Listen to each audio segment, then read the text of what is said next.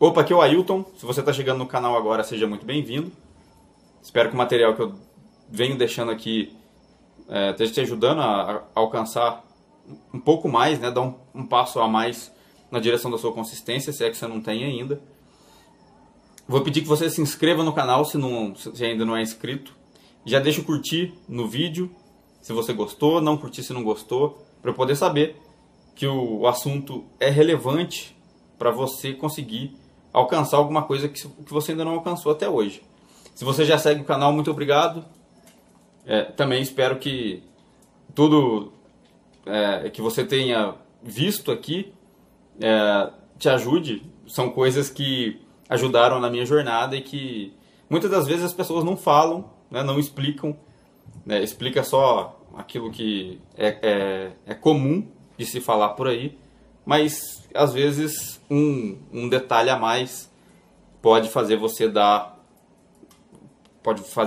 facilitar a alcançar uma consistência, tá? Bom, no vídeo passado eu falei, teve um momento no vídeo passado, que eu falei que o meu recorde de entradas sem head foi de 64 entradas. Não sei se você viu, se você reparou. Mas se reparou, você deve ter pensado, peraí, isso aí é muita coisa. Como é que consegue fazer 64 entradas sem head? Como é que consegue alcançar 100% de lucro sobre a banca, né, em 64 entradas sem head? Será que é possível mesmo? Esse cara tá de sacanagem. Ah, não, esse Ailton aí, esse cara tá contando alguma mentira só para armar uma pegadinha aí para quem é iniciante. Calma, vou te explicar um pouquinho a respeito de risco, tá? O assunto desse vídeo é de que maneira você pode alcançar 64 entradas sem head se você souber avaliar risco sobre a sua entrada. Para você ter ideia, um trader de bolsa de valores, tá? De bolsa de ações, ele jamais coloca dinheiro no mercado sem antes ele fazer um estudo sobre qual ação, qual empresa, qual investimento dele é melhor daqueles todos que ele tem como opção, ok? Esse estudo é um estudo de avaliação de risco em que ele deixa de fazer um investimento em alguma ação que pode dar prejuízo no longo prazo, ou ele deixa de fazer uma entrada deixa de fazer um investimento numa ação que gere um lucro mais dificultado, ok? Então ele vai preferir sempre as ações que têm maior valor, maior potencial de retorno num prazo, né, comparando com as outras, num prazo mais curto, ele consegue um investimento mais rápido, ok? Com base nisso, tá? Quando a gente estuda estatística de jogos, tá, para fazer as entradas no trade, no punt, seja lá o que você for, tá? Quando a gente faz avaliação de risco, a metodologia é a mesma, ok? Você está evitando fazer entradas, fazer investimentos em situações que gerem lucro dificultado ou que possibilitem prejuízo, tá? Que o risco sobre o seu investimento seja um pouco maior do que os outros. Bom, agora eu preciso que você entenda uma outra coisa. Toda vez que a gente faz uma análise prévia, tá? Toda vez que a gente faz um estudo prévio a respeito do jogo, nessa análise prévia, a gente observa os padrões que o time usa para poder jogar, tá? Os padrões que o time tem, que ele costuma fazer na maioria dos jogos e que dão para ele aquele resultado que ele tem. Seja ele um time confiável, um time bom para você pegar gol, para conseguir uma vitória desse time, seja lá para um time ruim. Esse também é um padrão, tá? que não consegue gol, que perde, toma gol na maioria dos jogos, toma volume grande de gol. Então a gente estuda esses padrões para saber de que maneira, qual é o limite de desempenho do time, tá? Qual é o limite mínimo, o que ele faz, de mais baixo desempenho até o mais alto desempenho, tá?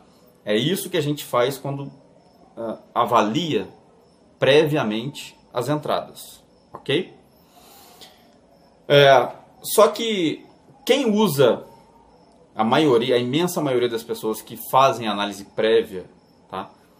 O que elas procuram na hora de fazer uma análise prévia é a questão da oportunidade. É a questão do gol, é a questão da vitória, é a questão...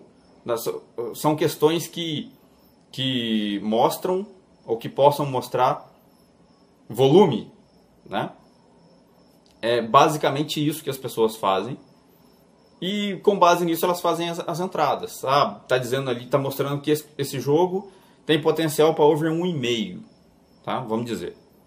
Tem potencial para over 1,5. Então, vou lá no jogo, vou fazer a entrada em over 1,5. Só que uma coisa que as pessoas não imaginam é qual pode ser a dificuldade de se alcançar esse over 1,5. O que, no decorrer dos 90 minutos, tá? Quais os parâmetros que podem interferir nos 90 minutos do jogo, né? Quais parâmetros podem interferir para ser alcançado esse over 1,5. E aí a pessoa sai com prejuízo se fizer essa entrada e não avaliar esses parâmetros. Então a análise prévia, tá? Ela só vai te ajudar a alcançar isso que eu consegui, que eu falei no vídeo anterior, de 64 entradas sem head, e você consegue qualquer quantidade de entradas que você quiser sem head. Quando eu falo que você quiser, não é assim, esse mês eu vou fazer 50 e não vou errar nada. Não é assim, tá?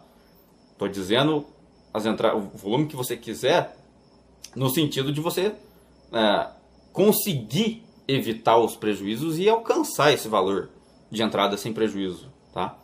Basta você ser extremamente seletivo e realmente dar importância para os padrões de prejuízo, tá? Padrões negativos. O que são padrões negativos? Se você não fizer essa avaliação de padrão negativo, você vai ser só mais um no mercado, tá? Você vai fazer a mesma coisa que 90% das pessoas fazem e ou não alcançam consistência ou alcançam no máximo 30% todo mês, tá? Oscila ali de 10% a 30% de lucro sobre a banca, quem tem consistência. E o motivo de ficar nessa variância, tá? Tem lucro, mas fica nessa variância. O motivo de acontecer isso é porque não faz isso que eu percebi que dá para ser feito, ok? Ninguém está errado. Eu não estou errado de fazer isso, nem quem tem essa variância está errado de ficar nessa variância, tá? Não estou falando que ninguém está errado aqui. Eu estou dizendo que se você quiser melhorar as suas entradas, você pode fazer dessa maneira que eu percebi ao longo de todo esse tempo, ok? Bom, o que são padrões negativos? Não dá, eu queria muito fazer um vídeo em que eu conseguisse mostrar para você, num vídeo só, de que maneira você faz a leitura de risco, tá? Queria muito fazer isso, mas não dá. Por que que não dá? Porque são várias estratégias, tá? Mercado de probabilidade, mercado de gol, handicap, o que você pensar, tá? Correct score, o que você pensar, existe a maneira de ler os dados negativos. E para cada caso, existe a interpretação desses dados.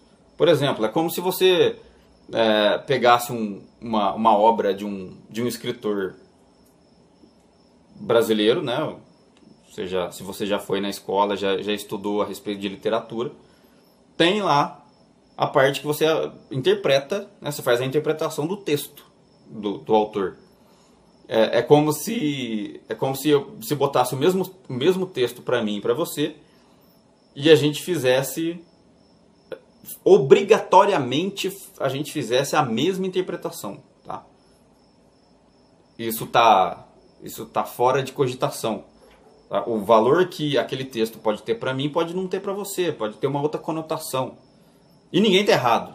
Tá? Interprete aquele que quiser. Mas, por esse motivo, voltando agora para as análises, não tem como eu comprimir tudo isso num vídeo e colocar para você.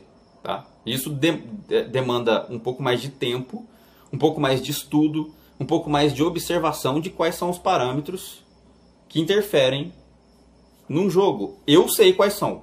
Tá? Eles não variam. Se você pegar uma estratégia de over limit, essa estratégia vai ter lá, já tem o pacote de dados que você precisa avaliar para evitar prejuízo nessa estratégia. Mercado de probabilidades, existe lá o pacote de dados que você precisa ler para evitar prejuízo naquela estratégia, ok? E esse pacote não varia de uma estratégia, não varia no over limit, não varia no mercado de probabilidades, tá? Mas são diferentes entre si. Os parâmetros de over limit são diferentes de parâmetro de mercado de probabilidades. Então não tem como eu comprimir tudo isso e te explicar rapidamente, tá?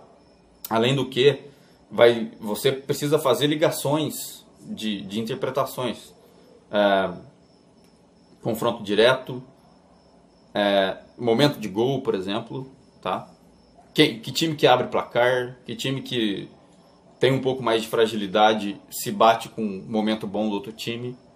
São vários parâmetros e esses parâmetros são válidos para determinada estratégia e não são válidos para outras estratégias.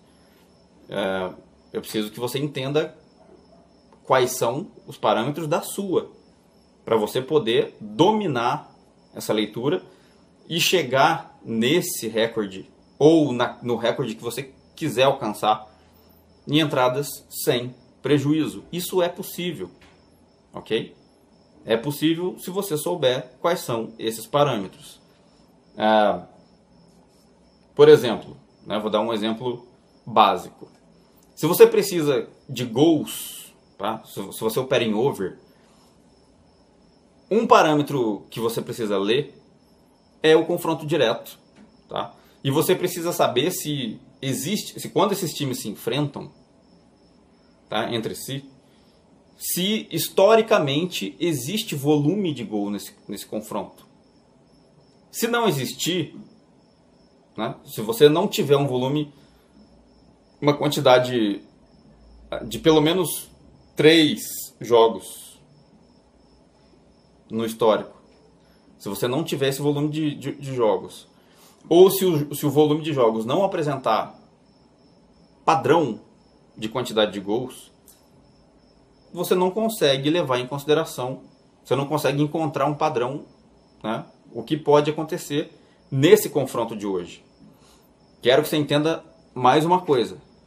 O in-live não depende, tá? O resultado do jogo não depende do in-live, tá? Não é porque o cara chuta 10 vezes pro gol que ele vai marcar um. Não é porque o time tem 50 escanteios que ele vai marcar um gol. É o inverso. É o inverso. Se você souber qual é o padrão do time, você consegue saber se ele consegue chegar a ter escanteios. Você consegue saber se ele consegue chegar para chutar para gol. Quais são os momentos que ele faz melhor isso no jogo. Quais são os momentos que ele consegue encaixar esse desempenho positivo com um desempenho negativo do outro time para facilitar que ele chegue num gol. Tá? Então tudo isso você precisa avaliar para saber se existe risco na sua entrada. Por exemplo, você opera em back ao favorito. Tá? Back ao favorito. Não adianta você assistir o jogo e ler lá tentar enxergar lá durante os primeiros 10 minutos de jogo e ver se o time está atacando para você fazer uma back. Você pode fazer isso desde que...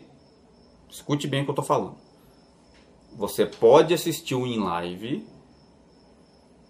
e fazer uma entrada baseada no in live, se o time está atacando ou não, caso você seja trader.